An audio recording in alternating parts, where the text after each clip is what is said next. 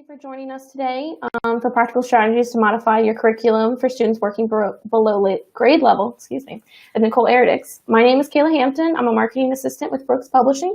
I'll be your moderator, and Brooks Publishing is our proud sponsor for today's webinar. Today does qualify for a continuing education certificate. If you're logged into the live webinar, your certificate will be emailed to you within the next 24 hours. If you're logged in by phone or watching the recording, you'll need to make sure to take the CE quiz to make sure you receive your certificate. You can find the quiz in the webinar archive folder in the Teaching All Students community, locating at edweb.com, edweb.net/inclusive education. And don't forget to join our free community, Teaching All Students Practical Strategies for Inclusive Classrooms. You'll get to see our upcoming webinars, recordings, quizzes, and of course, just resources that we post the discussion forum. We're also going to be giving away 3 copies of Nicole's book at the end of the webinar. We'll be selecting these at random, and they will be announced after the question and answers. We're also, on top of that, doing a special offer of 20% off of Nicole's book. You can use the code edWebNE, and her book is called Inclusion in Action. Here's the cover again for those who may have missed it. And just a little bit about Nicole. So I'm pleased to introduce our presenter today, Nicole Eredics. She's an educator who advocates for the inclusion of students with disabilities in the general education classroom. She draws upon her years of experience as a full inclusion teacher to write, speak, and consult on the topic of inclusive education to various local and national organizations. Nicole uses her unique insight and knowledge to provide practical strategies for fully including and instructing students of all abilities in the classroom. Nicole's advocacy work also includes managing a highly successful blog, The Inclusive Class, which has been a reputable source on the topic of inclusion for families and schools since 2011. Throughout the blog, Nicole disseminates information about inclusion, which includes more than 100 episodes of the Inclusive Class podcast, dozens of articles about inclusive education, numerous webinars, and an online introductory course to inclusion. For more information, please visit www.theinclusiveclass.com. Nicole, thank you so much for being with us today. Please feel free to start your webinar. Great. Thank you so much, Kayla, for the kind introduction. Welcome, everyone, and thank you for joining me today. I see that somebody from Thailand just signed on. We've got Mexico, Argentina. This is fabulous. And, of course, Canada. Yay. And my own home state, California. So I'm so excited to be here and delighted to be presenting this webinar. And I want to thank edWeb and Brooks Publishing for hosting the event. After years of being an inclusive educator, I love being able to share the knowledge that I've gained through the experiences I've had teaching students of all abilities in my general education classrooms. And I'm thankful that I've been in the trenches, and I can assure you that what you hear today exists and does work. If you still want more information after the webinar, or if you have unanswered questions, you can go to theinclusiveclass.com. You can send questions to theinclusiveclass@gmail.com. Or you can message me on the Inclusive Class Facebook page or tweet me at inclusive_class. I'm kind of all over social media, so feel free to connect with me, and I'm happy to help you out. Now, I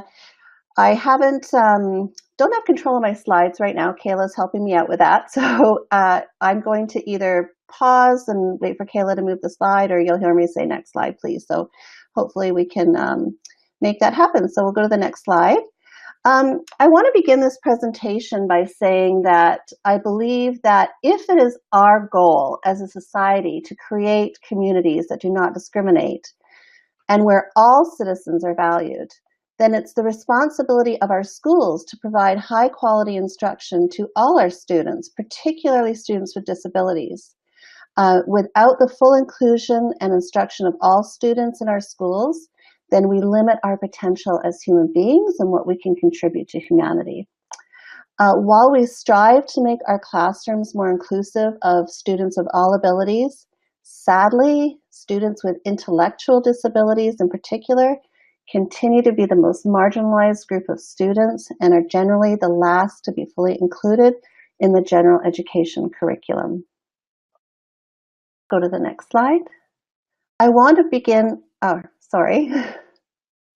I'll have a look at the next slide here.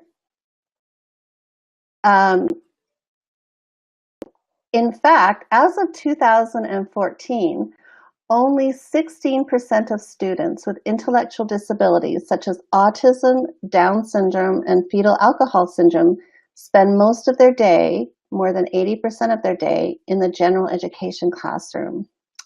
Even though, if you have a look at the next slide, there has been 30 years of research and experience to demonstrate that the education of students with disabilities can be made more effective by having high expectations for such children and ensuring their access to the general education curriculum in the regular classroom to the maximum extent possible.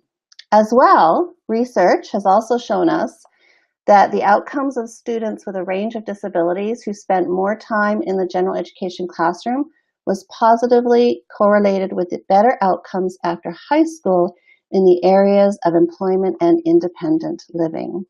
So, if we look at the next slide, you can see, simply put, better education for all, better outcomes for all.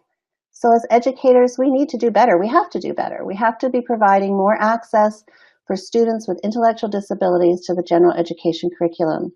There's no doubt that educators, particularly general educators, feel ill-prepared and ill-equipped to teach students with intellectual disabilities in their classrooms because that has historically been the job of the special education teacher. And there's no doubt that special education teachers could use a repertoire of strategies to help students with intellectual disabilities learn within the general ed curriculum. Therefore, the purpose of today's webinar is to equip you with the knowledge and the skills that you need to start giving students with intellectual disabilities the education that they not only deserve, but they have a right to. By doing so, we can help improve rates of inclusion, high school graduation rates, quality of life, and the contributions that students with intellectual disabilities make to our society. So how do we do it? The answer is on the next slide. Curriculum modifications, and I'll tell you a little bit more about those. Curriculum modifications have been identified as being critical if students with disabilities are to achieve access and make progress in the general education curriculum.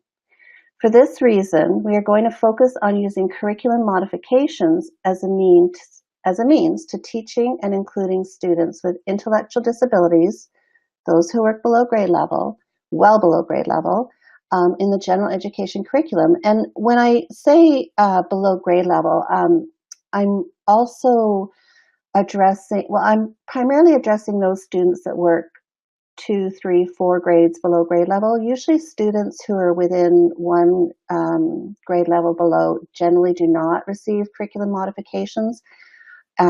More on that later, but I just wanted to clarify that those are the students that I'm talking about, the ones that are far below grade level, but they're in our classrooms and we want to be including them and teaching them and giving them the education they deserve. So I know it's early in the game here, but I'd like to take a quick poll because I want to see who with us here who's watching is familiar with curriculum modifications. So if you know a lot about curriculum modifications already, then can you please answer a lot? If you know a little bit about them, please answer a little. And if you know nothing at all, please click that bubble. And wow, we've had a lot of people are answering right away here. So I'll give it a little bit more time. I won't take up too much time with the presentation with this, but let's just quickly see what people are thinking about and what they know and where everybody's at today. Good. Okay, so looks like we've got a trend here, and that's great. Looks like a few people know a lot about curriculum modifications. About 66% of you know a little bit about it, And some of you don't know anything at all. So, hey, there's going to be something for everyone in this presentation. Now, Kayla, do we share the results with the attendees, or how does that work? Okay. We can share them. So 78 people said that they knew a lot about it. 214 said they knew some, and 32 said they knew nothing at all. Okay, great, perfect. So that's great. We're going to, like I said, meet everyone's needs here today. Okay, let's have a look at the next slide and quickly go over what the presentation will entail today, because I want you to know what to expect. And here are some things that you're going to be learning. So first of all, you're going to be learning why curriculum modifications are so critical. Like, why have these researchers identified them as being so critical to the success of students with intellectual disabilities? Next, we are going to look at what curriculum modifications exactly are, and how they differ to accommodations, which is huge because I know they often get confused with accommodations, and that is not the case. Then we are going to look at how to prepare to modify curriculum, and no, it doesn't involve putting on your superhero teaching cape. It's quite straightforward, but it's really about a mindset and about an attitude, and just, being equipped and ready and having some tools to go. After that, I'm going to give you 4 different ways in which curriculum can be modified using instructional strategies that most educators are familiar with, so it's not a big secret. And then finally, I will be giving you some quick and easy strategies for modifying curriculum with some real life examples, and that's what we all want as teachers, is some of that real life stuff that we can use in our classroom right away. And that's what I'll be giving you towards the end of the presentation. So let's move on to the next slide. And what I want to talk about right away then, of course, is why curriculum modifications are so critical. We need to go through this because we need to truly understand why modifications are important, so that it will help us remain committed to the process. So there really is an underlying reason why we do curriculum modifications. So if we have a look at the next slide, it's a vague picture of a movie theater, but I want you to imagine this. Let's say you go to a movie theater, you buy your ticket, you get your snacks, and then you're told by the fellow that collects the tickets at the entrance to the theater that you're not allowed to enter the theater. Sorry, you're not going in. You can only stand at the entrance to the theater when you can hear the movie and not see the screen. Or let's say you, on the next slide, are at a soccer game, or you're playing on a soccer team, and you love playing soccer, but you have been told that you can run up and down the field, but you are never allowed to go near the ball, to kick it, to touch it. Or finally, let's say you absolutely love to eat popcorn. I know I do. One day you're told that you can only hold it, look at it, smell it, but not taste it ever again. So if we think about those scenarios, very familiar to students who have intellectual disabilities that go to school and are told that they can only participate in select classes and activities. Their school experience, like our experiences in the movie theater, on the soccer field, eating popcorn, their school experience is very limited and restricted. They're not fully participating in all that the school has to offer. And if we have a look at the next slide here, in 1970, more than 1.75 million students with disabilities were completely excluded from public schools. And that's historically how our public education system was in the US. It did not involve children with any kind of disability at all in anything. And people believe that students with intellectual, physical, or developmental delays were better educated in separate settings, Worse, those settings often included an institutionalized or residential placement where education was a low priority. If there was an opportunity for education, it was largely based on a child's medical diagnosis, and broad assumptions were made about the child's ability level and potential accomplishments. Just a quick story here, a side note. I grew up in the 70s, and in my community, I remember in kindergarten, I had a friend who used a wheelchair for mobility, and she was in my kindergarten class. And then we were friends, we play in class and as kids do. And then grade 1 came around, and she was no longer there. And I thought she had moved to another community. But then in the summertime, she showed up again. And, her mom called my mom, set up a play date. We played together. Grade 2 comes around. She's gone again. So this pattern went on for several years. And of course, I was too young to really understand what was going on. But as I got older, I realized, and of course my mom had confirmed it, that she was actually attending school at a city 5 hours away from where we lived. So she would come home for the summers, and then during the school year, she would go away to school. So it was a very pivotal moment for me to realize that she was not going to school with me, and that I could only see her in the summertime. And that's how it used to be. I mean, kids with disabilities just did not participate in schools and in our neighborhood schools. So public education, as I just illustrated, was split into two separate education systems where students with disabilities did not mix with students in the general education classrooms. And if you have a look at the next slide, there's actually a visual representation I've made of what those two systems look like. So on the left side, you see that we have a segregated system where within the circle are students who, are generally pretty cohesive looking. They may vary a bit in size, but, they're all generally pretty much the same. And on the outside of that circle, so the inside of the circle represents the general ed classroom or, public schools. And then on the outside of that circle are the students who have various needs and disabilities and who are not participating with the other children. And then over on the right side, you can see that,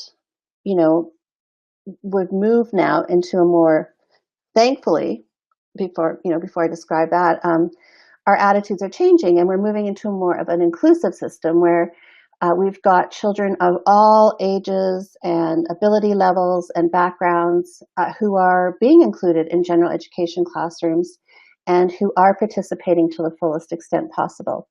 So we're not quite there yet in several ways, but we are moving towards that. That inclusive community, school community. And in fact, Mary Falvey, a very prominent expert in the field of education, states that there hasn't been any research since the 70s to support the separate education of students with disabilities.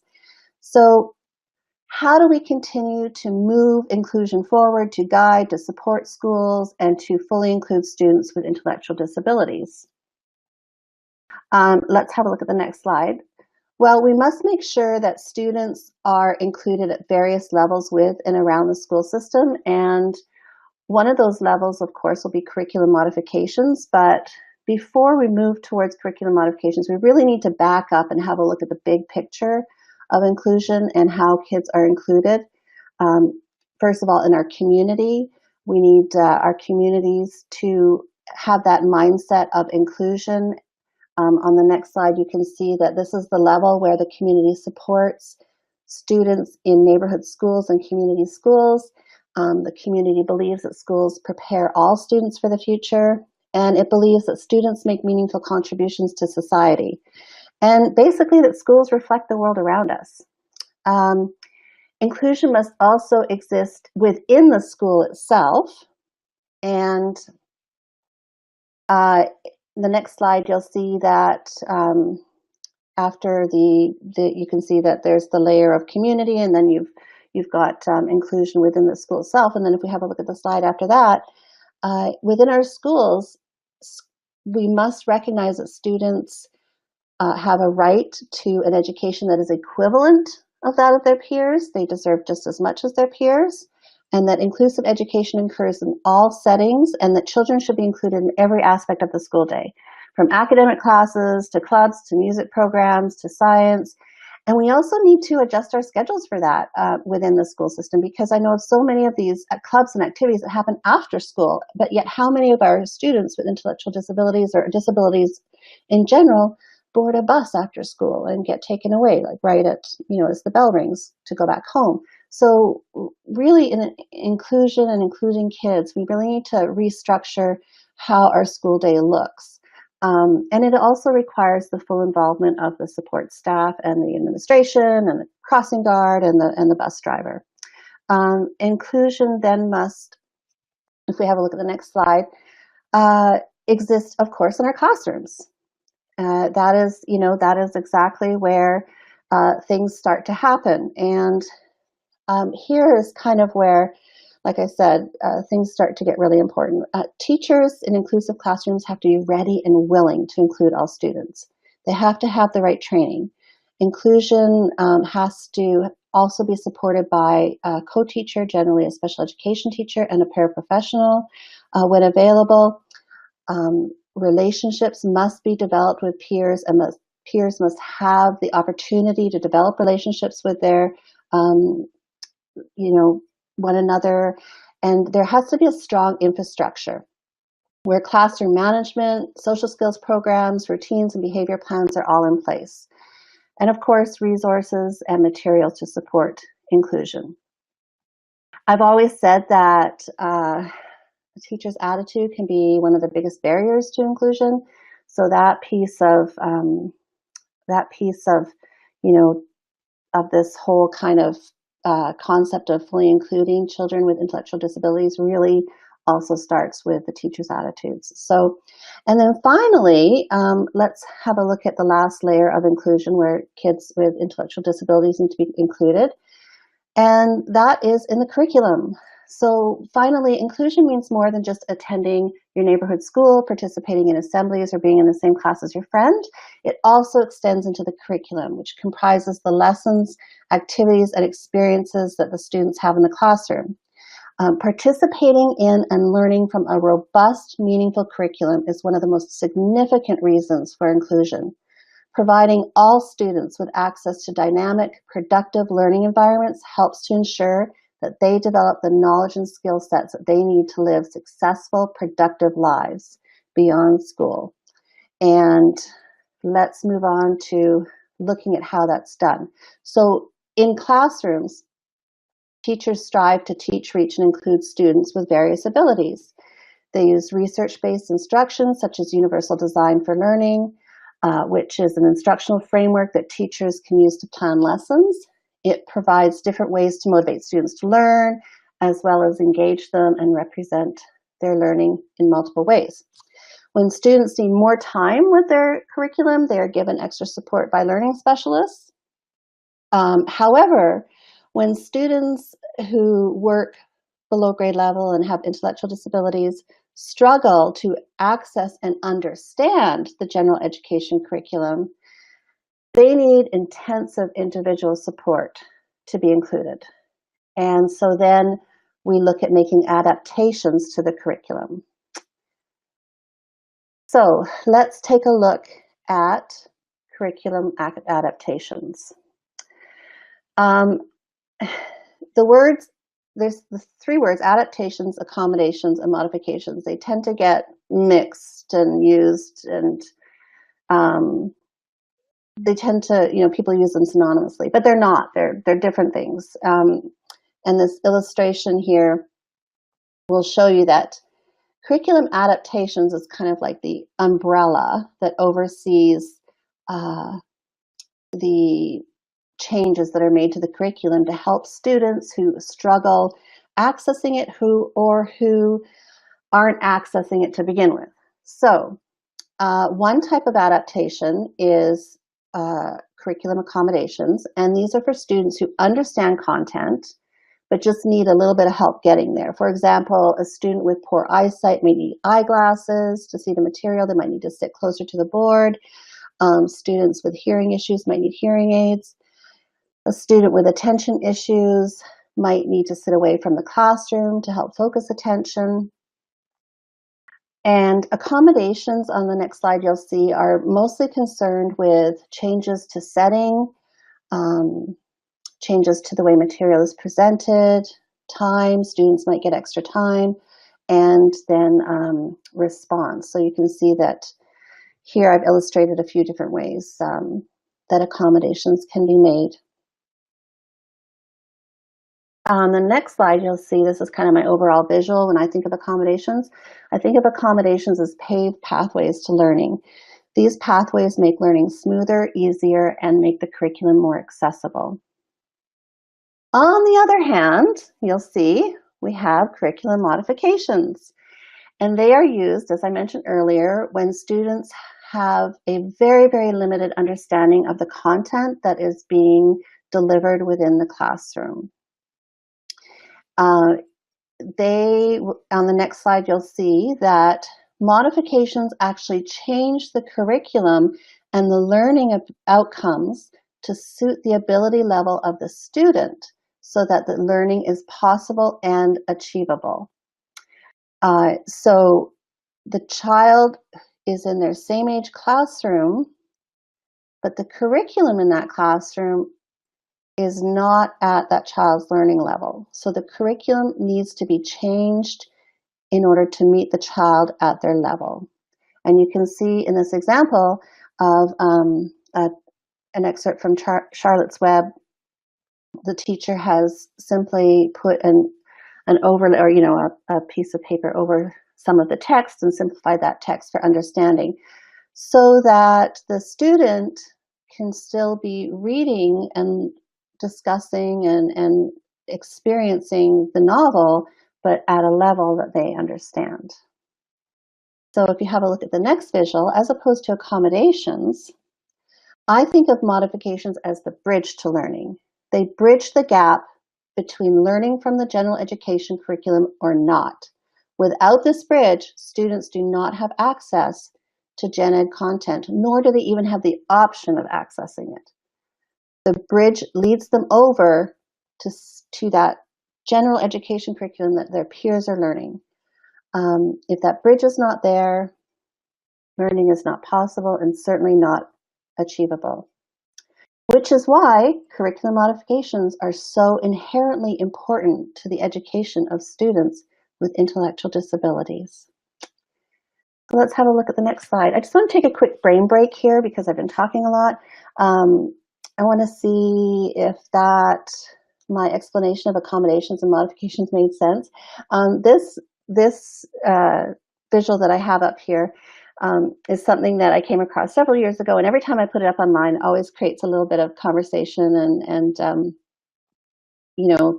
discussion, because I wanted to see, and I want to see your thoughts. I want to hear your thoughts on this.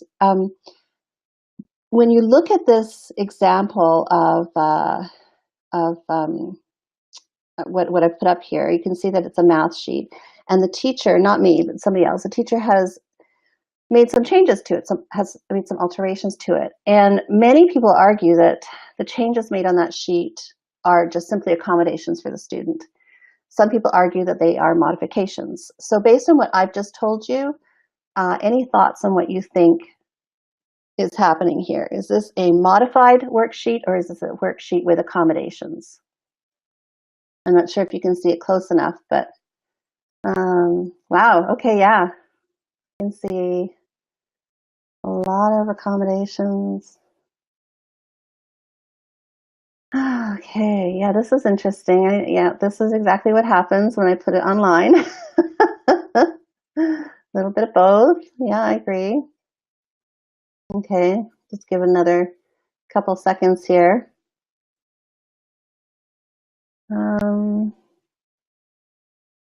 Okay. Well, I'll give you my thoughts and let's see what you think, if you agree with me.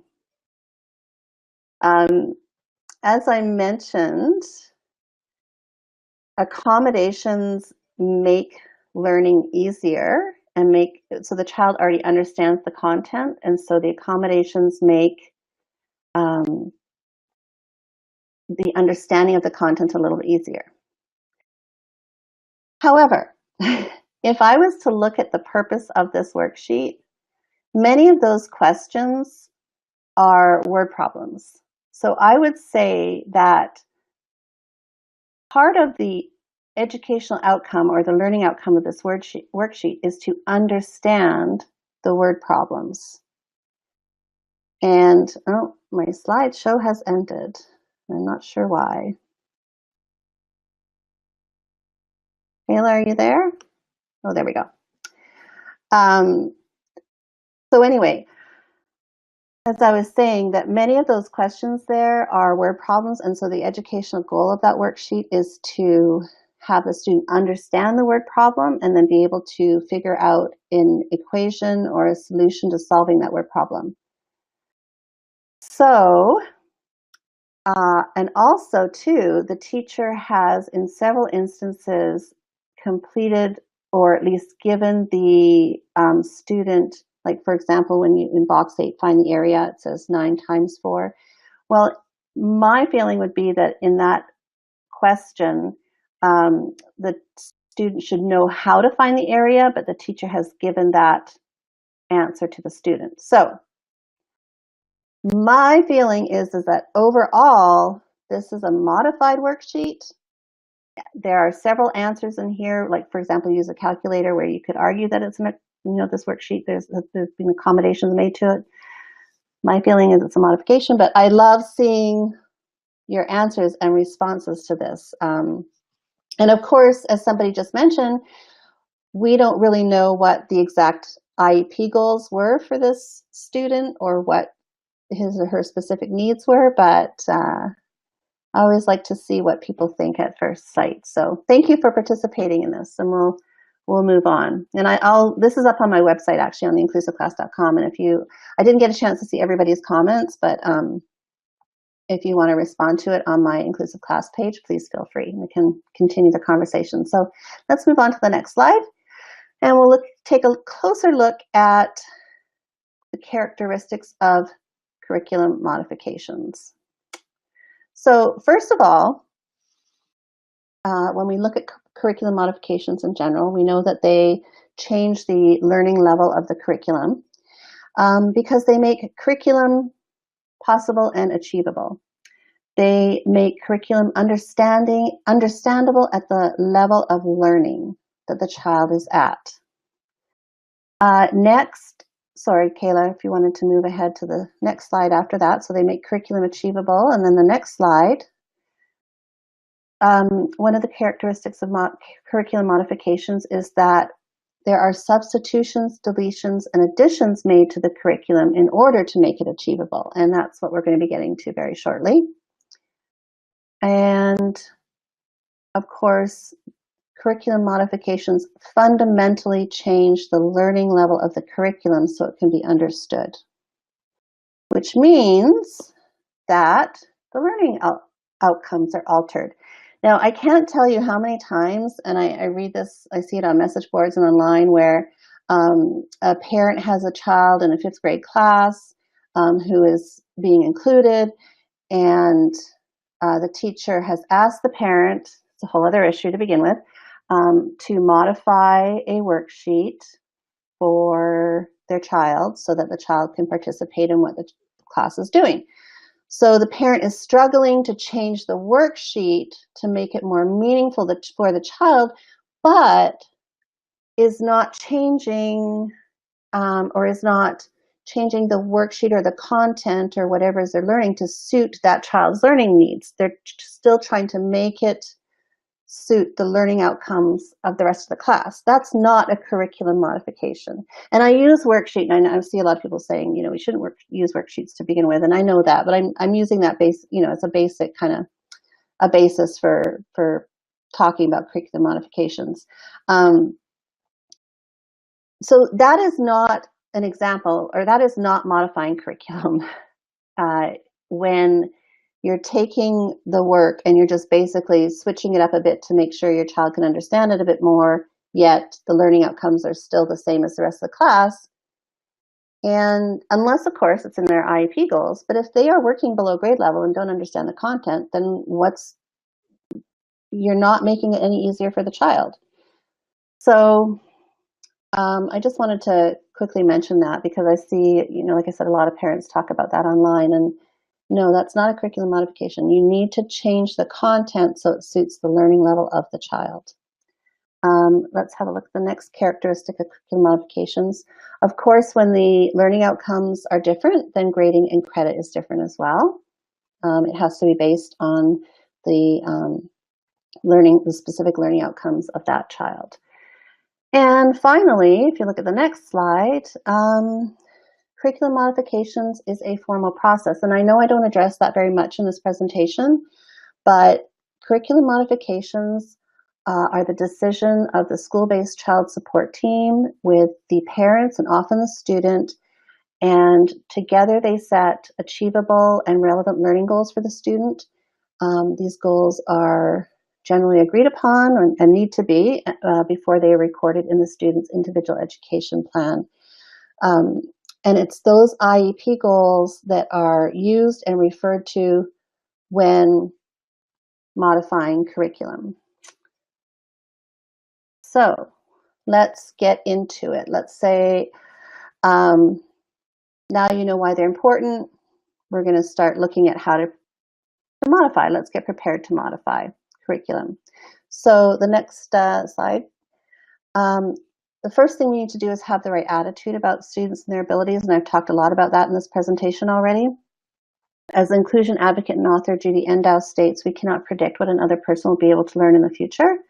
This also means we must value and respect students and their contributions and their potential. So that's the teacher attitude I was talking about earlier. The teacher attitude has to be, we're going to do this, and we're going to do it so that the child can learn, and we're going to do it in any way we can to make learning achievable. In the next slide, you'll see that my reiteration of how important the teacher is in this process. They must see their students as members of the classroom. They're not guests or visitors. They don't stick around for art and leave for math and science. So that means that the classroom teacher has to be part of the modification process. It is not the sole responsibility of the parent. Teacher, with the collaboration of the special education teacher and the paraprofessional, they work together to ensure that the student is fully participating in the class. And here you'll see on the next slide, here are some things that the teacher needs to think about in addition to being ultimately responsible. They must focus on the child's strengths and rather than their differences and deficits. They must presume competence in students with disabilities, and the teacher must be aware of the student's IEP. I mean, once again, that IEP is really important because it has the goals to which the teacher will use to change the curriculum so that the student can learn them. On the next slide, you'll see that teachers need to be open and willing to collaborate with school specialists. They must see themselves as part of the student's education team. Thirdly, teachers need to be creative about their curriculum modifications, whether it's paper, pencil, computers, assistive technology, field trips.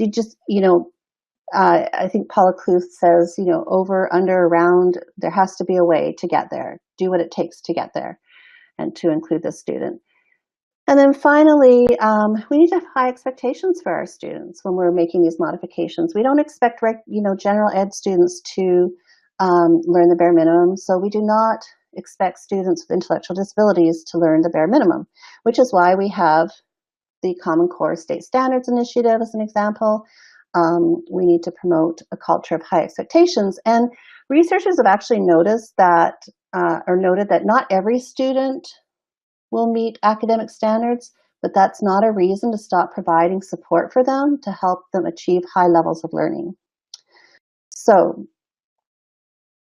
let's look at ways to modify curriculum. We're getting there.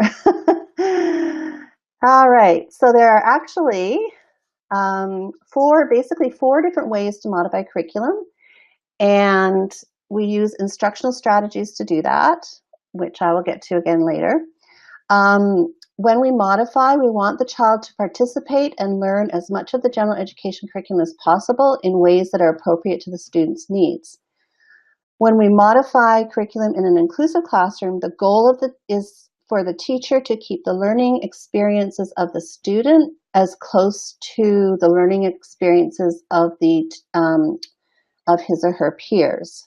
So modifications are made, so it's a little bit of a balance. You're modifying so that the student can learn at his or her level, but you're also wanting to keep the activity or the the instructional method, the content, as much the same as possible, so that the student is not off in the corner doing this entirely, one entirely different thing than the rest of the class.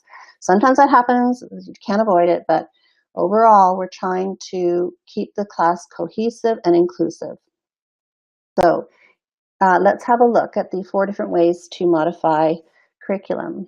One of the ways is to alter the content of the material that is being learned. So basically, this is when the student, the content isn't necessarily at the student's level as what we would, expect from this presentation that we're talking about here. So we look at the student's IEP goal and we change the content or the learning outcomes to suit the student. And so, for example, I guess the best way to describe this is an example, and that is, let's say a student is on a modified 5th grade program in a 5th grade class, and the class is learning how to, or learning to understand plant cellular functions. This is a little bit too complex for the student who's on the modified program. So rather than learning about cellular functions from slide decks and worksheets and textbooks, then that student on the modified program might learn how to learn how plants grow by observing seed growth and keeping care of plants. So you're altering, you've got the same overall theme of plants, you're just altering the content. The next way to modify curriculum is to make the work less complex. So you're altering the conceptual difficulty of the work. So in this example, and this is quite a simplified example, but you can see that in the top left corner, there's an image with a dog, and the student is expected to label the dog, parts of the dog, and then know how to spell those words. Well, the teacher has then modified that for a student working below grade level by not only providing the words to use with the correct spelling, but has also filled in 2 of the body parts, and then the student is to pick the one that's missing. So the level of complexity in the lesson has changed. The third way to modify curriculum is to alter the educational goals of the lesson. So this is when you change the learning expectations, and of course, and once again, I'm basing these on broad assumptions of what's in this. You need to know what's in the student's IEP in order to make these changes. So, so for example, in this modified example, the student is learning to identify numbers, and the rest of his class is learning how to multiply 1-digit numbers, 2-digit by 1-digit numbers. And so the teacher has simply asked the student to use the same worksheet, but pick out the numbers that they are working on identifying. And finally, so for that previous slide, that's where the educational outcomes of the activity have changed. And then finally, the 4th method is to alter the instructional method. And that means that the student has an alternate form of instruction that's better suited, that they'll be able to understand. And so, for example, the teacher might ask the student to create some kind of a project or a PowerPoint presentation, or some alternate form of representing their knowledge as opposed to what the class is doing.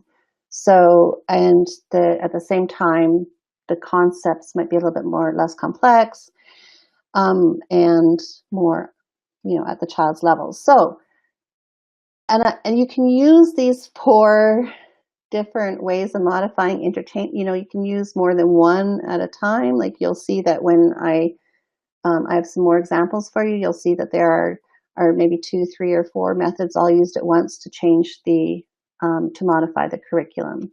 So it's not just, you're not just changing one thing. So let's have a look at the next slide.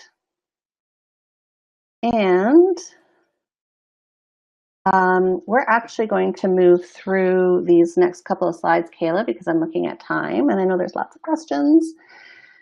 So teachers basically, once they know which the different ways of modifying curriculum, basically we're altering content, we're altering learning outcomes, we are looking at conceptual difficulty, we're looking at instructional methods. How do we make those changes? Well, we use instructional strategies. And those are basically the strategies that teachers use every day to facilitate learning. And if we just skip right through the next couple of slides, and these are some of the characteristics of instructional strategies that we use. They motivate learners, they're research-based, they help organize information for learning. What else have we got here? Let's see. User-friendly, low-tech. Now, I know a lot of people have been commenting that much of this is based on paper pencil work, and that's not exactly what we want for our students. However, I want to stress that most of my strategies can be started off with paper and pencil work, because I'm not going to assume that every school is equipped with iPads and the latest and greatest technology. You can build upon that. If you have that technology, that's fantastic. But I really wanted to provide strategies that give people a place to start and to build upon. Let's have a look at some of these specific strategies that I use for modifying curriculum. And you can see so basically what I've done here is I've taken the certain strategies and I've used them to modify curriculum in certain ways. So in this example, this is an activity that a grade 8 student, or it's a grade 8 science class.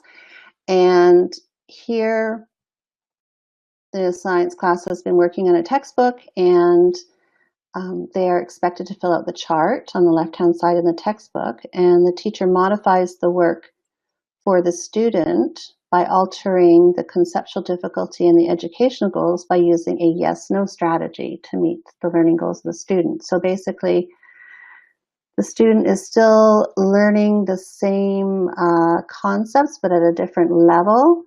And the teacher has allowed for the student to demonstrate their understanding by creating yes and no, eliciting a specific yes or no question.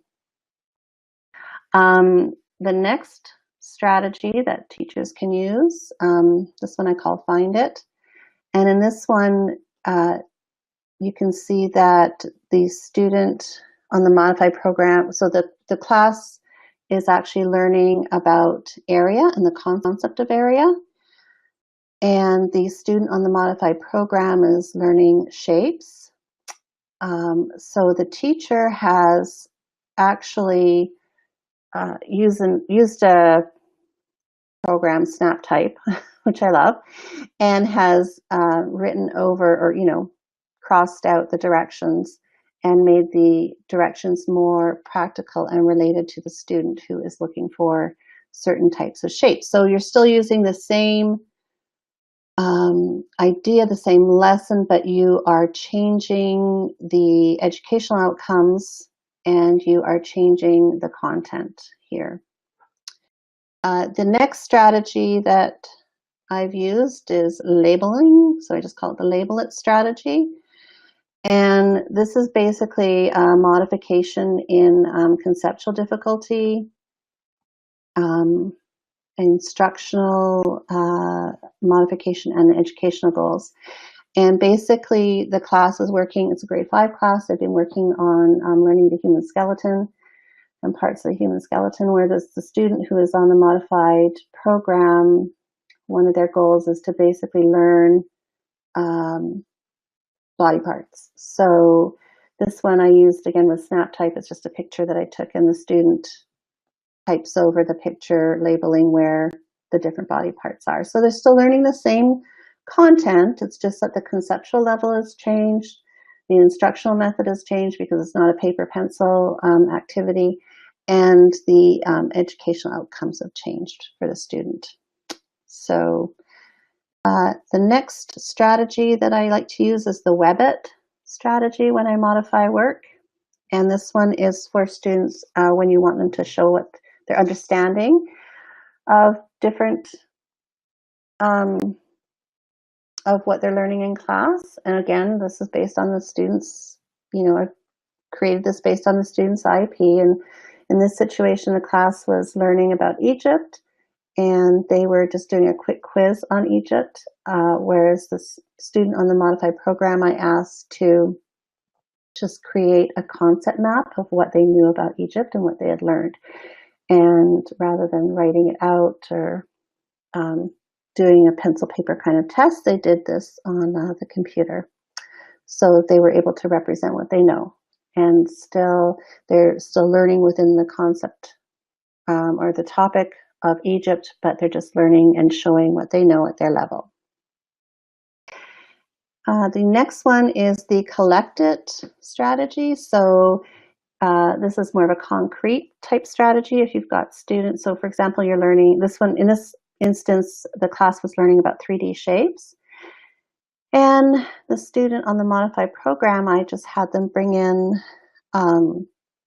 this isn't my picture, but I had done something where I had them bring in different shapes to share and to talk about with the class. So once again, same content, same learning from the same material, just something that, it's more practical, it's more concrete for the student to understand.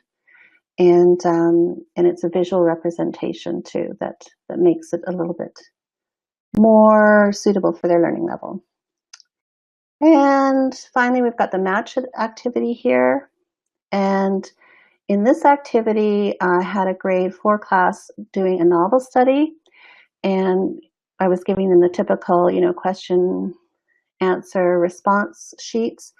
And then, of course, the student on the modified program, one of their IEP goals was to learn more vocabulary about and around the novel. So that was their learning level. So what I'd done was I just pulled out relevant words from the chapter that we were studying and learning, and I created a worksheet where the student could, first of all, know what the word is and understand it, and then of course match it so that they recognize the word, they learn how to spell it. So that's a very quick way to modify the work. So the student is still participating in the novel, just at a different level than the rest of the kids.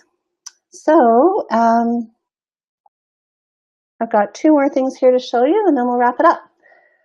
Here's a modification. Actually, this was sent in. I worked with a parent on this one. She was trying to figure out how her child could learn from the class spelling list. And so what we came up with was that this is a grade 3 student, and we came up with this kind of a substitution, finding the smaller word within the larger word so that the student could still refer to this class spelling list, but within that class spelling list, their job was to find the smaller word and learn how to spell that. And that became that student's spelling list. So he was working with the same words as the rest of the class. And finally, and I know I've talked a lot about paper pencil work, here's a student who is doing a modified PE program, and you can see that in the background the rest of the students are learning how to play badminton and all the rules of badminton, whereas in this case the student is working with a peer and doing a hand over hand technique to hit the I can't even think of it right now. Trying to hit back and forth. And the birdie, thank you, Kristen from New Jersey, the birdie. They're trying to hit the birdie back. He's learning how to hit the birdie back and forth. So just a very modified, practical idea for him to participate in the PE activity. So I've kind of raced through these last couple of slides. In my book that I have coming out, and I'll just skip this next one, Kayla, you can go to the next one. In my book that's coming out on Monday, April 2nd, you'll see that there's more of a rationale behind these strategies and what each strategy, like the specific goal that they have, what kind of outcomes they can create for students. So there's overall 40 strategies. Some of these are included. There's also quite a large section on what inclusion is, just kind of gives you a big background picture of what inclusive culture is in classrooms and schools. So, and there's also some graphic organizers and templates. Anyway, on that note, I'm going to pass it over to Kayla, who I believe has some questions. And thank you for listening. Thanks so much, Nicole. That was awesome. Before we get into Q&A, since we're cutting it kind of close, I'm going to go ahead and announce the 3 winners of your book. We'll be contacting you shortly for your mailing address. Our 3 winners who are going to receive a copy of Nicole's new book, Inclusion in Action, are Karen Drakowski from Massachusetts, Ritu Budakoti from Nevada, and Peggy George from Phoenix, Arizona. Wonderful. Congratulations. So now we'll go into the question and answer section. And also before I go into that, don't forget to use the 20% off discount on her book. It'll expire in next month, and it's edWeb NE for Nicole Eridix. Thank you. Okay, so let's get to some of these questions. Yes, I cut it really close. I'm so sorry. It's okay. We'll try to go through as many as possible. So, is curriculum modification the same as differentiation? No. Differentiation is actually, you can use differentiation.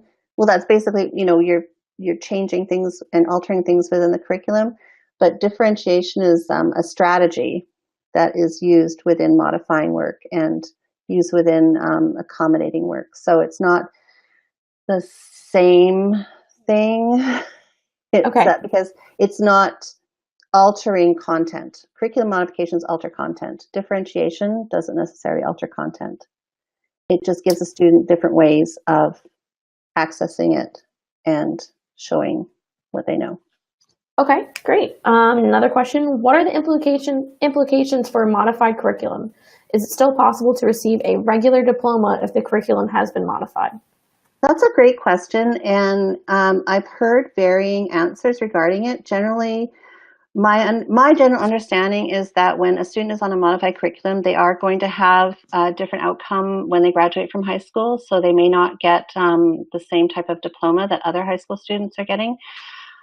However, I have heard from other people that it is possible to still receive a high school diploma, like the traditional high school diploma. So honestly, you need to check with your state and your school district and see what their policy is with that. That's not an area of my expertise at all. So, okay. Do you think preschoolers can be considered below grade level or grade level? That's a really good one, because I was just talking about that the other day with my husband about kids who are 3 and 4 diagnosed with ADHD. I don't, unless it's very, very clear that the student has not yet met benchmarks, learning benchmarks. I would hesitate unless there's been like some specific testing done. Because kids just learn at different rates and in different ways and times, and it's generally, like, I know in the district that I worked in, we didn't really diagnose anybody or get anybody tested until they were in 3rd grade. So we had them all, we were giving kids time to catch up, show what they know, and then once 3rd grade came around and it was pretty evident that they were not understanding the content, and that's when we went and sought modified programming for them. So the preschool level, unless there's been some real formal diagnosis, I would hesitate, but I'm not an expert in early childhood issues. Definitely a good answer. What are your suggestions for addressing the concerns of students who don't have access to activities that are less rigorous for them? Well, everybody gets what they need to learn. I mean, there's that saying, fair is not equal. And the teacher is giving students what they need at that time. what I need to learn is different than what you need to learn. And it really is just about leveling that playing field for everyone. And that's a conversation that the teacher needs to have with the students in the class if it comes up. Not everybody is going to be treated in, if you have a cut and you need a Band-Aid, well, not everybody might receive the same type of bandage or the same size of bandage, or, you know what I mean? It's just, we're all getting what we need to learn. So that concept of fair is not equal is a really important concept to teach kids. Definitely. Another question that we received is, what program or software did you design WebIt with? I just used PowerPoint. Sorry, excuse me. But you can also, I know that there's MindMeister online that does great webbing, graphics. I mean, if you just go online and you type out, concept maps or brainstorming maps, that's, where you can go to. But I just, use PowerPoint with the student. And I had the images already at the side, and they just pick from the images. Okay. Sounds like a lot of great resources and options. This following question is more of a situation. I have a child in 7th grade who is behind academically. He has never been given grade level content that was modified. He has been given lower grade level. How do I challenge this with the school? Good question. So I'm assuming the student's on an IEP, and so I guess the parent is saying that they've only been given simpler concepts as opposed to concepts that have been modified. So it really is about showing the teacher and the group involved that the child is capable of learning concepts at that level.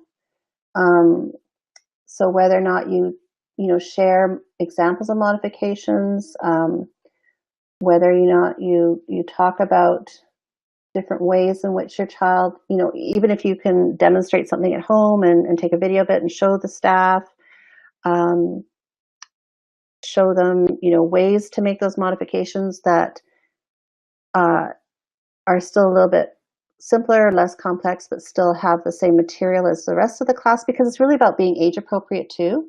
So modifications are you're keeping in mind that you don't want to give something that is far more childish than what the child, the student deserves. So it's about being age appropriate as well. So it's really demonstrating that your child can do this, because not a lot of,